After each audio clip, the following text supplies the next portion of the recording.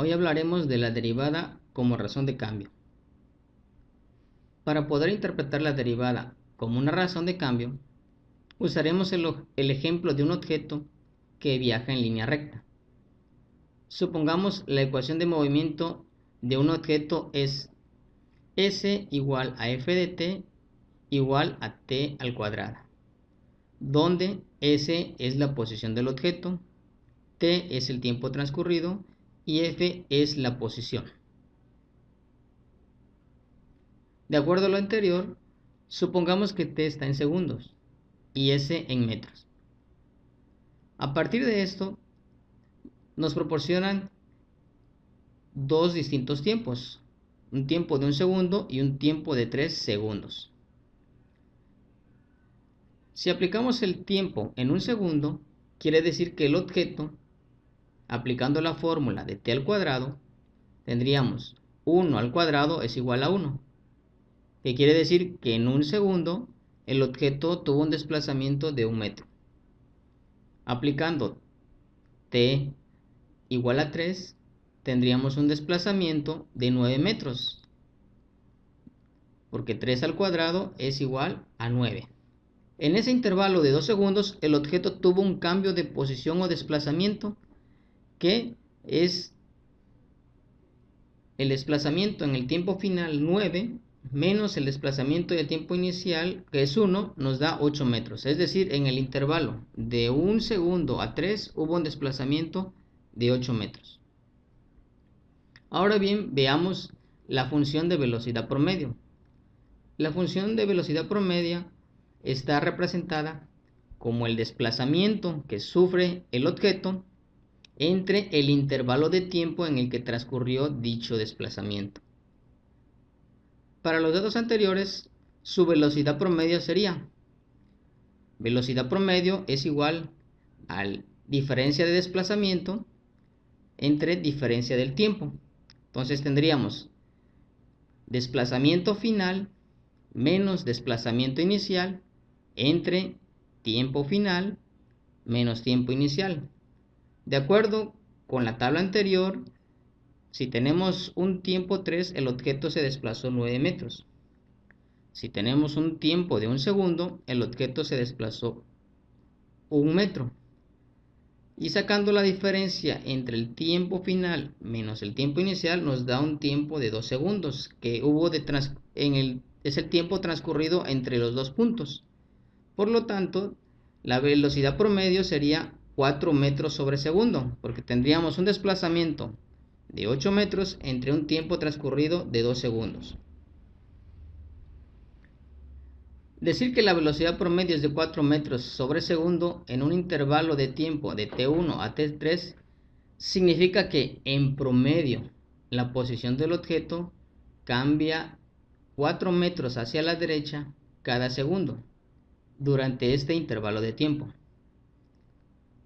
Por lo tanto, la razón delta S entre delta T se denomina razón de cambio promedio de S con respecto a T.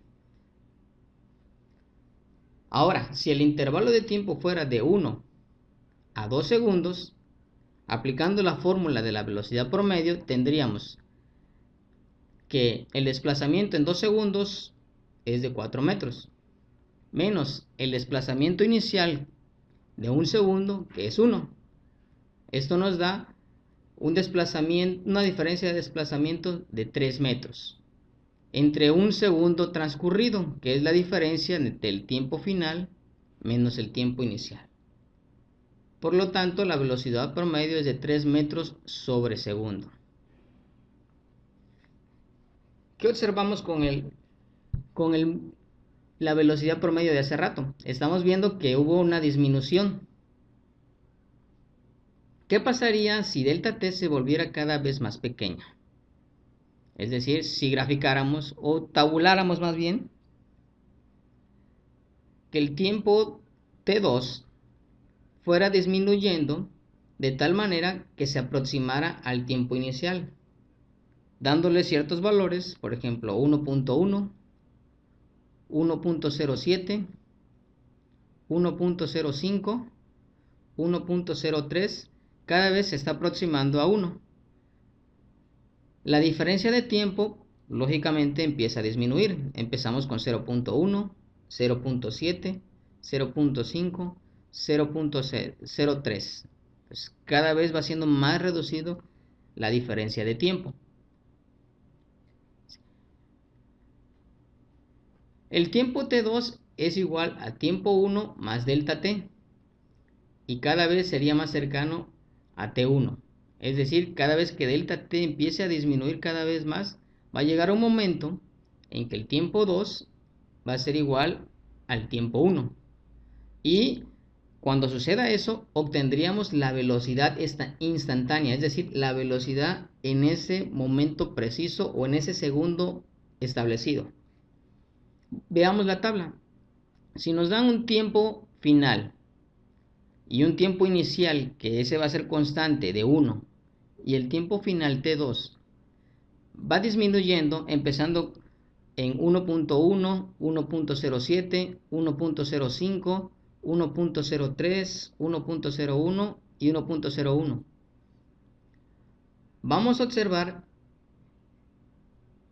que la velocidad promedio tiende a disminuir. Empieza con 2.1, 2.07, 2.05, 2.03, 2.01, 2.001.